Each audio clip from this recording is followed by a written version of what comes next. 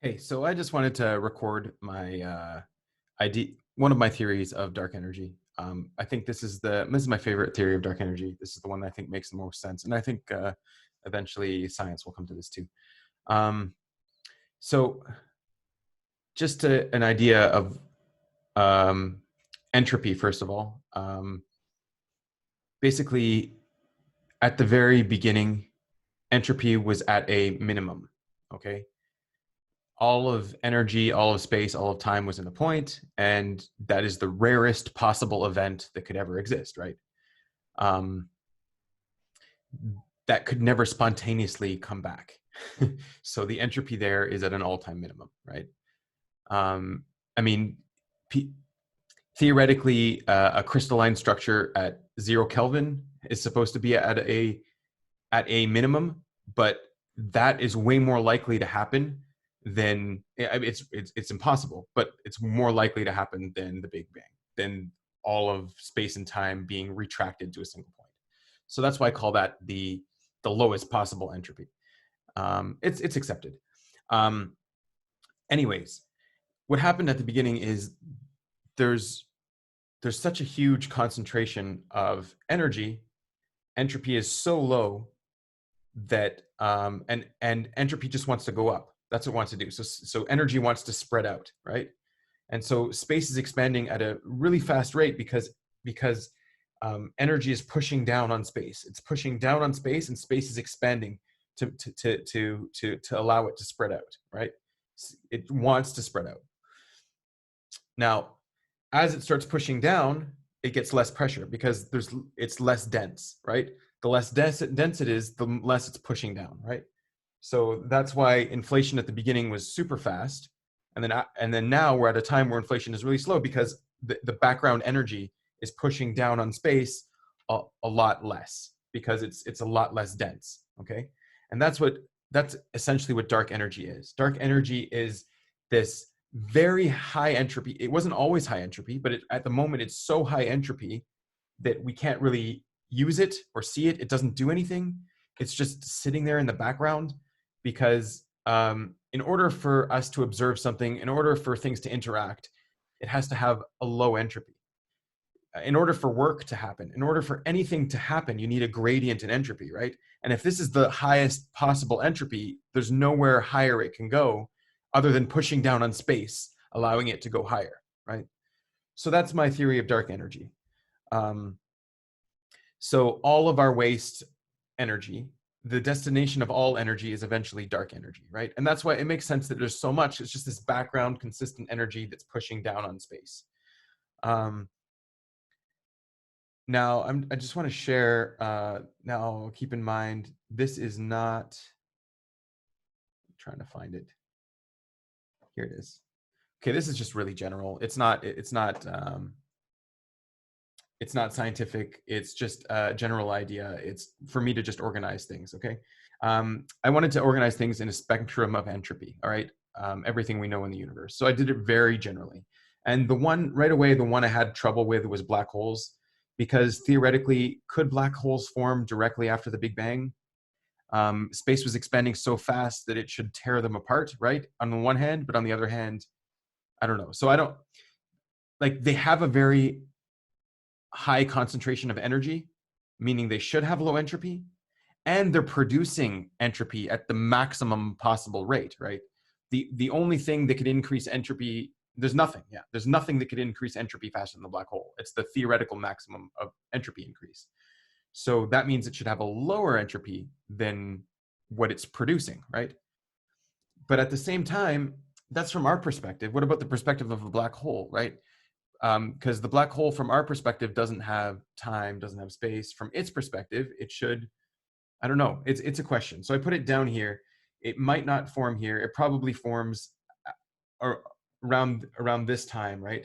So I left it all throughout time. Black holes. Black holes probably will continue forever, right? Now, okay, so you have the Big Bang and you have dark energy, right? You have the highest possible. Now, dark energy, the level of entropy on the dark energy is going to start off here, right? At the Big Bang, there's a limit, right? Space itself will not allow dark energy to be to be a high entropy because everything's too close together, right? It's the highest possible entropy at all times is dark energy, but at this time it doesn't behave like dark energy. It behaves like something else, right? Eventually, as it spreads out and spreads out and spreads out and space spreads out, it becomes dark energy. It's always the highest entropy around. It's always what's mundane, normal, pushing down on space. There's no gradient to it. It doesn't change. It doesn't do anything. It's the most spread out energy could possibly be, right? So as time progresses, okay, cognitive worldview doesn't happen yet. Physical structures don't happen yet. Table of elements doesn't happen yet. Fundamental particles don't happen yet. Light does happen. Okay, so light does happen at, after the Big Bang. Okay, and then what happens? I guess I should have put an arrow here. Fundamental particles do happen. They do happen. Yeah, they do happen. So light probably. So like this obviously isn't true. Light probably happens somewhere here, right? But I wanted to organize it on the spectrum. So basically, this is the most critical accuracy. This is just a rough idea of what time would do, right? So okay, so we get light and we get fundamental particles, okay, as time progresses. So as time progresses, we're going to get light, we're going to get fundamental particles. In between the table of elements, we have stars. Stars are going to produce heavier elements. We get molecules and planets, and those are rare, right? Events. I guess planets and stars, but I mean like our planet, a planet with water, like it's a rare event, right? Where it's perfectly distant from the star. So like life-bearing planets have a lower entropy. Molecules have a lower entropy. Then we get life, right, as it evolves. So the chances that life spontaneously occur are rare, very low. It's a rare event, right? Like it might be common across the universe, but it's still rare. It's still not something that is always going to happen. It needs specific conditions to happen, right? So as life evolves, you get humanity, right? So humanity might be spontaneous, like it might automatically happen no matter what, but it's still lower entropy than life. It takes a while. Like it's easier for life to come into existence than for humanity to come into existence, right? And again, life is a spectrum, right? There's a spectrum of life. There's a spectrum of humanity. Eventually, I put cognitive worldview because that's something that we're evolving. It's something that we're that you know, as we get more and more knowledgeable and intelligent, we're getting closer to the truth. It's rare, more and more rare. It's harder and harder to hit the nail directly on the head, right? We're really fine tuning our understanding of things at the moment, right? So cognitive worldview goes with civilization and technology, right? Because you know it. You know, if we were to find an organism out like a virus, okay, out on some distant planet, great. If we were to find a radio or a car on a distant planet, we wouldn't say, okay, that spontaneously occurred, right? Same thing, Shakespeare's sonnet. Well, if we were to find Shakespeare's sonnet, we would be like, okay, something had to create this. It's really rare. It wouldn't have spontaneously occurred, right? So that's why I put that here. So dark energy is really this waste. Everything is going to dark energy. Like obviously along this axis, everything is creating entropy, right? Everything is going towards dark energy or the light spectrum, at least anyways. I put the whole spectrum here because, you know, higher frequency light is lower entropy, lower frequency light is higher entropy. And yeah, so that's basically my theory of dark matter. I'm going to stop the share. And you know, there are extensions for things, but basically the arbitrariness of things is a good measure as well. So dark matter, sorry, dark energy. Why did I say dark matter? Dark energy is quite arbitrary. It's quite obvious. It's the most spontaneous thing. Everything in the end will end up being dark energy. That's the heat death, right? So it's, and it doesn't do anything. It just sits there. It just pushes down on space.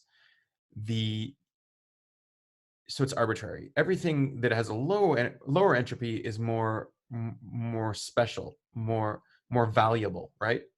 And obviously value is subjective, but I mean, like Shakespeare's sonnet, for example, who cares, right? If there wasn't humans to appreciate it, who would care about Shakespeare's sonnet? It still has a low entropy. It's like, but like, so does, I don't know, so does some other random string of text. There's no preference to Shakespeare's sonnet than another string of text, other than the fact that there is a fine-tunedness to Shakespeare's sonnet. So low entropy is a fine-tunedness, right?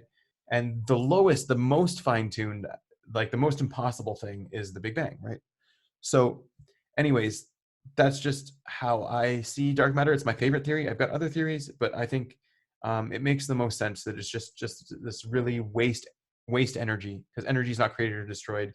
It just changes forms, and this is, I think, the final stop, the final resting place of all energy. It will go up in entropy, right? Dark energy isn't a static entropy. It's constantly going up in entropy. That's true because space is expanding, right? It's pushing space down and it's making space expand, or chicken and the egg. Maybe it's going, right? I can't say what comes first, but so it is going up in entropy, but only because space is expanding. If space didn't expand anymore and nothing was spreading out anymore, then it would be a static entropy. Okay. Again, I might have botched something here, but it's just like the general understanding I'm having of this theory. Anyways, have a good one. Thanks for getting this far. Peace.